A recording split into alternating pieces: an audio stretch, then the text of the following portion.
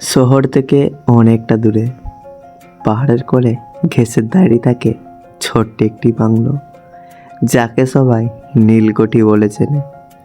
লেখক অনির্বাণ বাবু এখানে এসেছিলেন নির্জনে তার নতুন উপন্যাসের শেষ কয়েকটা অধ্যায় লিখবে বলে। কিন্তু আসার পর থেকেই তিনি এক অদ্ভুত অভিজ্ঞতার সম্মুখীন হচ্ছিলেন। ঠিক সন্ধে নামার মুখে আকাশ ছাপিয়ে এক ঘন নীল কুয়াশা নেমে আসে। সে কুয়াশা কোনো সাধারণ কুয়াশার মতো নয়, তার রং যেন অনেকটা গাঢ় নীল। কেউ যেন নীল আকাশটাকে গুলে পাহাড়ের গায়ে ঢেলে দিয়েছে। দ্বিতীয় দিন সন্ধেবেলায় বসে কফি খাচ্ছিলেন অনির্বাণ বাবু।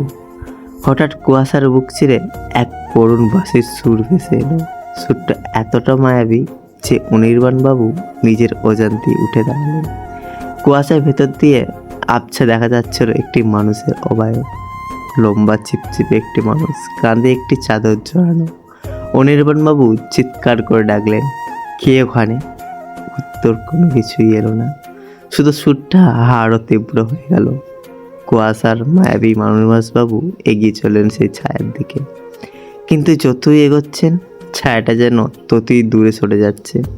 এক সময় কুয়াশাটা এতটা ঘন হলো যে অনির্বাণ বাবু নিজের হাতের তালুটাই দেখতে পাচ্ছিলেন না।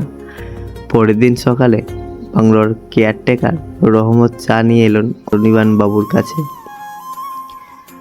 তাকে কাল রাতে ঘটনা সবই বললেন। রহমত মুখটা ফ্যাকাশে হয়ে গেল। সে ফিসফিস করে বলল, বাবু, ওই নীল কুয়াশা সাধারণ কিছু না। আজ থেকে 20 বছর আগে নীলকান্ত নামে এক যুবক এই পাহাড়ে গিয়েছিলেন, কিন্তু সেখানে যেয়ে সে হারিয়ে যায়। সে খুব ভালো বাঁশি বাজাতে পারত। লোকে বলে আজও সেই কুয়াশার আড়ালে তার হারিয়ে যাওয়া সুর খুঁজে বেড়ায়।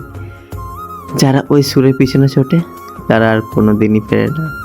অনির্বাণ বাবু যুক্তি দিয়ে সব উড়িয়ে দিতে চেয়েছিলেন, কিন্তু সেই দিন রাতের আর নীল কুয়াশার বাংলোর জানলা ধাক্কা দিতে শুরু করলো। তিনি এক অদ্ভুত আকর্ষণ অনুভব করলো। ডায়েরিতে তিনি শেষ লাইন লিখলেন, মায়া শুধু চোখের ভ্রম নয়, মাঝে মাঝে তা আত্মার ডাকও হয়ে আসে।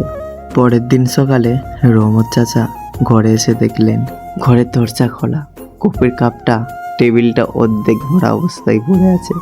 অনির্বাণ বাবু কথাও নাই, শুধু বারান্দায় রেলিংয়ে পড়ে আছে একটি পুরনো কাঠের বাঁশি।